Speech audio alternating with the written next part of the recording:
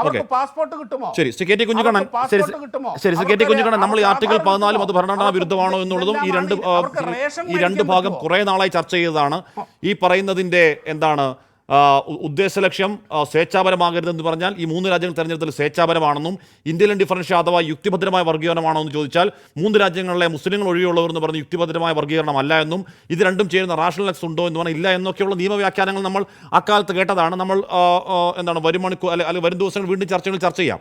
പക്ഷേ ഇവിടെ പ്രശ്നം എന്താണ് ശ്രീ കെ ടി കുഞ്ഞിക്കണ്ണൻ? ഇവിടെ പ്രശ്നം അയോധ്യ രാമക്ഷേത്രം കൊണ്ടുവന്നു. അത് വലിയ രാഷ്ട്രീയ വിഷയമായി തന്നെ അവർ കൊണ്ടുവന്നു. അത് വേണ്ട രീതിയിൽ ക്ലച്ച് പിടിച്ചില്ല. പിന്നെ UCC എന്ന് കേട്ടു. UCC എന്ന് പറഞ്ഞതേ കേട്ടുള്ളൂ. പിന്നെ വാരും ചുരുട്ടി ഓടിയതാണ്. അതും എവിടെയും മുറിച്ചിട്ട് ക്ലച്ച് പിടിച്ചില്ല. 11-ാം മണിക്കൂറിൽ കൊണ്ടുവരുന്ന CAA രാഷ്ട്രീയ അജണ്ടയാണെന്ന് തിരിച്ചറിയലും ആ രാഷ്ട്രീയ അജണ്ടയിൽ വീഴാതിരിക്കാനുള്ള പക്വത കാണിക്കേണ്ടതും രാജ്യത്തെ പ്രതിപക്ഷമാണ്. അതിനുള്ള പാകത പ്രതിപക്ഷത്തിനുണ്ടോ ശ്രീ കെ ടി കുഞ്ഞിക്കണ്ണൻ? ഇതൊരു രാഷ്ട്രീയ അജണ്ടയാണെന്ന കാര്യത്തിൽ ആർക്കും സംശയമില്ല. കാരണം ലോകത്തെല്ലാ ഫാസിസ്റ്റുകളും ഈ പൗരത്വത്തെ സംബന്ധിച്ച മാനുഷികവും നൈതികവും ആധുനികവുമായ എല്ലാ മൂല്യങ്ങളെയും നിരാകരിക്കുന്ന നിയമമാണ്. നമുക്ക് നാസി സിദ്ധാന്തങ്ങളെ നമ്മുടെ മുമ്പിലുണ്ട്. നാസി സിദ്ധാന്തങ്ങളുടെ വിനീതരായ ആരാധകരാണ് ഗോൾവാൾക്കറും സവർക്കറും മുഞ്ചയും എന്നൊക്കെ നമുക്കെല്ലാവർക്കും അറിയാം. അതുകൊണ്ട് ഈ പൗരത്വ നിയമത്തെ ഒരർത്ഥത്തിലും നമ്മുടെ ഭരണഘടനയെ മുൻനിർത്തി ഒരാൾക്കും ന്യായീകരിക്കാനാവില്ല.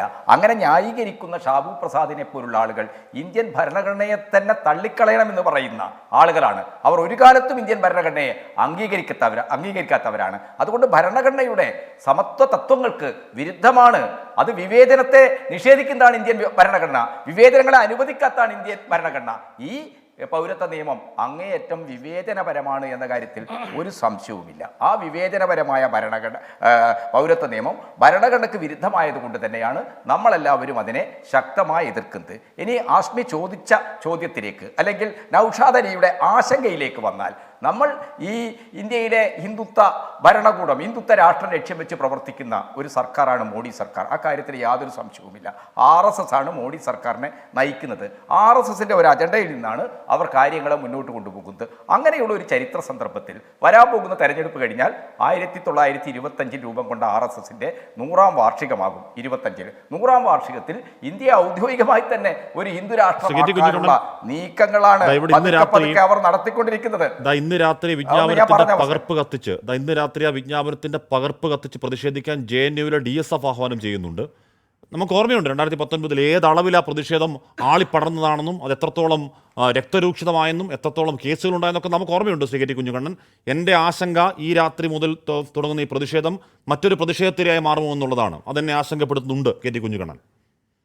അല്ല, ഈ പ്രതിഷേധമുണ്ടാകും. ആ പ്രതിഷേധം വൈകാരികമായ തലങ്ങളിലേക്ക് പോകാതെ RSSന്റെ ധ്രുവീകരണത്തിന്, വിഭജന അജണ്ടയ്ക്ക് സഹായകരമല്ലാത്ത രീതിയിൽ കൃത്യമായ മതനിരപേക്ഷ പ്ലാറ്റ്ഫോമിൽ നിന്ന് ഉയർത്തിക്കൊണ്ടുവരിക എന്നുള്ളതാണ് ഈ രാജ്യത്തെ ഉത്തരവാദപ്പെട്ട രാഷ്ട്രീയ പാർട്ടികളുടെ ഒക്കെ പ്രധാനപ്പെട്ട ജാഗ്രതയുണ്ടാവേണ്ടത് എന്നാണ് ഞാൻ കാണുന്നത്. ഇവിടെ ഒരു കാര്യം കൂടി ചർച്ചയിൽ ഞാൻ ഉന്നയിക്കാൻ ആഗ്രഹിക്കുന്നു. നൗഷാദ് അലി ഇടയ്ക്കിടയ്ക്ക് കേരള സർക്കാരിൻ്റെ നിലപാടിൽ എന്തോ ഒരു വലിയ സ്വീകാര്യത വന്നു പോകുമോ എന്നുള്ള ആശങ്ക ഇവിടെ രേഖപ്പെടുത്തുന്നുണ്ട്. എനിക്ക് നൗഷാദ് അലിയെ ഓർമ്മിപ്പിക്കാനുള്ളത് 2019 ഈ പൗരത്വ നിയമം ലോകസഭയിൽ അവർ പാസ്സാക്കി. പക്ഷേ വൃത്തികെട്ട ഫ്ലോർ എഞ്ചിനീയറിംഗിലൂടെയാണ് അമിത്ഷാ രാജ്യസഭയിൽ ഈ നിയമം പാസ്സാക്കിയത്.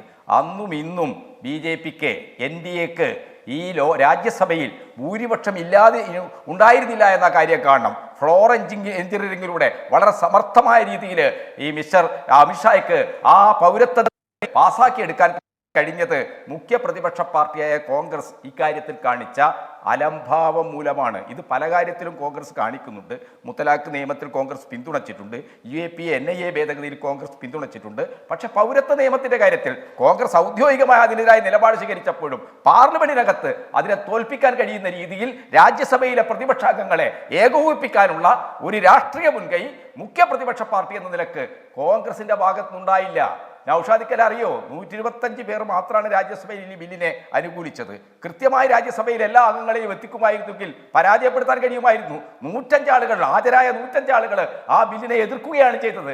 ഇതൊക്കെ നമ്മുടെ സമകാലീനമായ ചരിത്രമാണ്. എന്നിട്ട് എൻ്റെ പേരിൽ പൗരത്വ നിയമ ഇതിൽ പ്രസംഗിച്ചതിൻ്റെ പേരിൽ കേസുണ്ട്. എന്താ കേസ് എന്നറിയോ?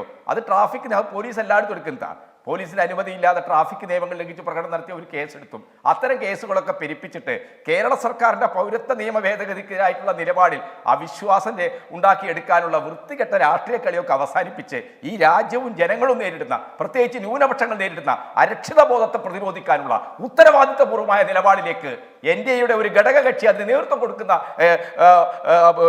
ഇന്ത്യ മുന്നണിയുടെ ഒരു ഘടകകക്ഷി, അതിന് നേതൃത്വം കൊടുക്കുന്ന പാർട്ടിയുടെ പ്രതി എന്ന നിലക്ക് നൗഷാദ് അലിയെ പോലുള്ള സുഹൃത്തുക്കൾ വിശാല ഹൃദയമുള്ളവരാവണം, ജനാധിപത്യ ബോധമുള്ളവരാവണം. സങ്കുചിത രാഷ്ട്രീയ നിലപാടിൽ നിന്നല്ല ഇത്തരം വിഷയങ്ങളെ നമ്മൾ സമീപിക്കേണ്ടത്. നമ്മളെല്ലാവരും ഒരുമിച്ച് നിന്ന് രാജ്യത്തെ ഏറ്റവും അപകടകരമായ ഒരു ചരിത്രസന്ധിയിൽ എത്തിച്ചിരിക്കുകയാണ് ഈ BJP സർക്കാർ എന്ന് തിരിച്ചറിഞ്ഞുകൊണ്ട് പൗരന്മാരെ പോലും മതത്തിന്റെ അടിസ്ഥാനത്തിൽ വിഭജിച്ച് കാണാനുള്ള നീക്കമാണ് നടത്തുന്നത്. അത് അവരുടെ ഹിന്ദുരാഷ്ട്ര അജണ്ടയുമായി ബന്ധപ്പെട്ട നീക്കമാണ് എന്ന് മനസ്സിലാക്കിക്കൊണ്ട് അതിനെ പ്രതിരോധിക്കാനുള്ള വിശാലമായ വേദികൾ ഉണ്ടാക്കാനുള്ള, ഐക്യത്തിന്റെ വലിയ വേദികൾ ഉണ്ടാക്കാനുള്ള ശ്രമങ്ങളാണ് നമ്മൾ നടത്തേണ്ടത്.